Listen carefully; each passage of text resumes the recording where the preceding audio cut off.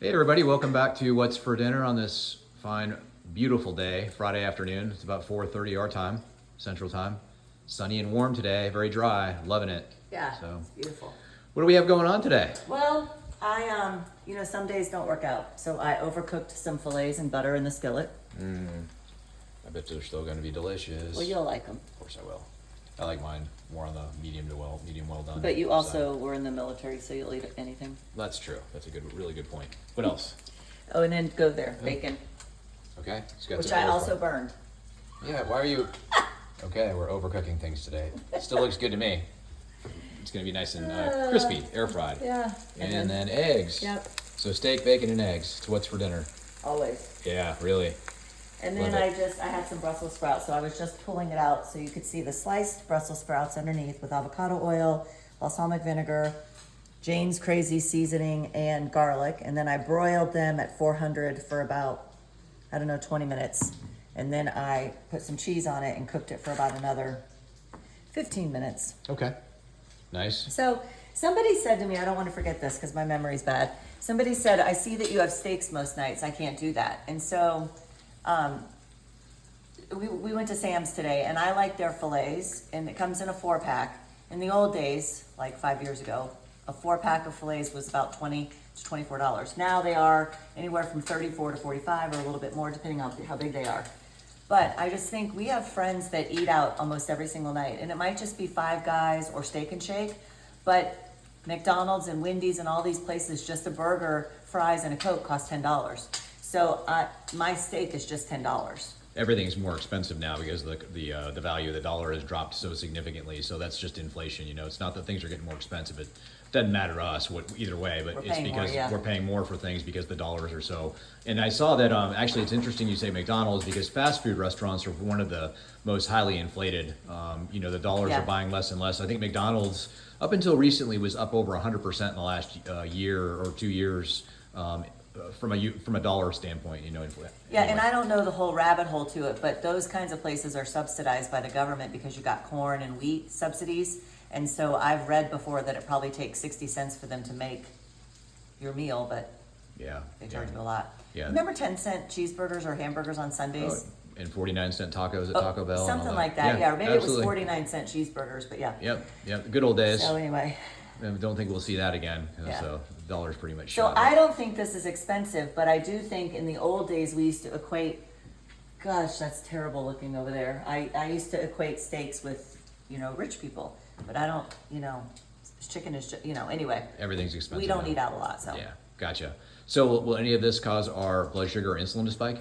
It will not, Okay. You would why have is to- why is that important, Teresa? because that prevents disease. So when you're talking about polycystic ovarian syndrome, my case study today, that's fertility issues. You're talking about high blood pressure, heart disease, Alzheimer's and dementia, arthritis. All of those are the same disease process as insulin. Yeah. But instead, we send you to the GI, we send you to rheumatology, we send you to psych, we send you to GYN, but it's all the same disease. Yeah. What about inflammation? I mean, Yeah. that's the core root of kind of all these things we're talking about Right. is highly inflammatory. And probably seed oils is hugely responsible for that, and seed oils are in every processed food.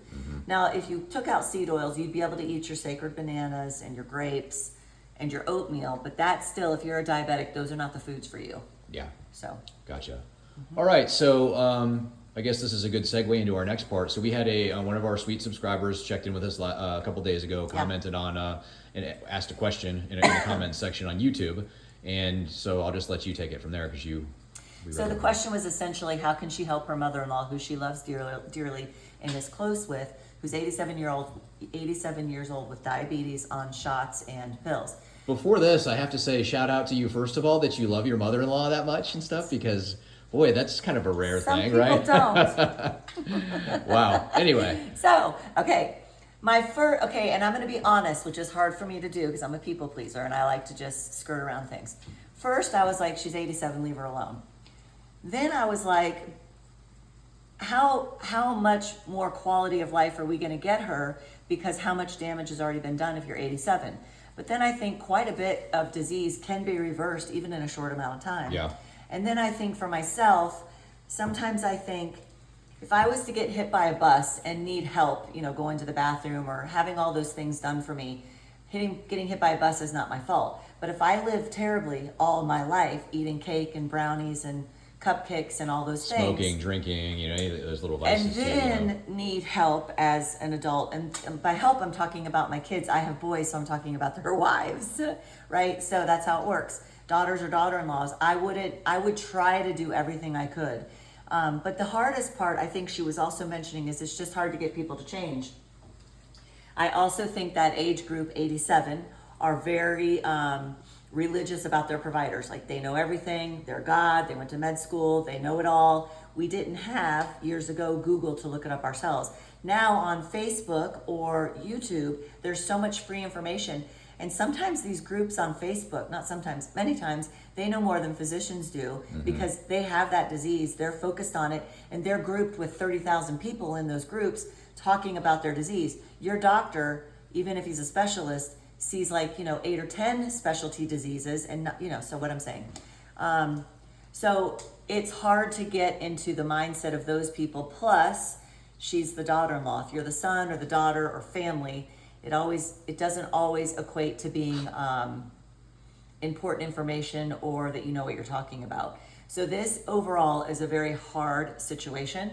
But it depends on the personality of the person, this 87-year-old. Does she want to be a burden to her family later on, or start doing, it's just a lot of changes have to be made, and they can be hard. But it sounds like this family is super supportive, so they'd be able to help. Oh, I know the big thing, she was having a problem with low-carb desserts tasting bad, right? Was that her? She didn't like the way that a lot of them tasted. And so they do taste, that cool taste of the sweetener, the artificial, or the sugar substitute. My thing is, once you get about 3 weeks under your belt, berries taste very sweet. So you could substitute berries for cake and ice cream, and your taste buds would probably have a good time. Yeah, it's good points. Yeah. So do you think that's it? Yeah, no, I think you covered, I think that's good information. I think that, just to kind of piggyback off what you were saying, the medical system wasn't the same for our parents, when they were growing up. Politics were the same, there's a lot of things that have changed over the years, and, unfortunately, medicine has gone in the wrong direction. So, our trust and our attitude towards providers is a lot different than our parents were. So I know my mom is like that, she's whatever the doctor says, But she's 84 or something like that. She's 84, so she has a different relationship with the doctor than we do. So. Yeah. But in her day, there were specialized, and primaries knew a lot of things, and I don't know, it's just way different. So the first part is to undo the part that physicians or providers know everything, because we don't. But they want to act like they do, and they act like they can't say they don't know. Boy, the most freeing thing for me to do in my practice was to finally say, I don't know. Because once you start doing this, people come to you for the craziest things. These aren't crazy, but just things that aren't in your wheelhouse. Gut health, which I've had to look into a little bit, but it's good to finally say sometimes, I don't know anything about that, or I've heard about that, but I'm not read up on that. Well, yeah, but at the same time, though, I know you've done this, with a lot of your patients too. You said, I don't know, but we can try and figure it out together, right. And you'll work with them, and and instead of saying, oh yeah, I know, and then just putting them on some sort of a Right. Or lying and being like, hormones are dangerous, they're going to kill you. Instead of saying that when you don't know, say, I don't know about hormones, we don't learn those in school.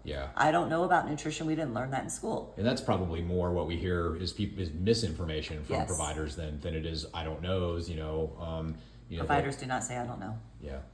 I feel I've had a few tell us, these are older physicians, that you were told not to say I don't know. Yeah. That's not even in your vocabulary. Wow.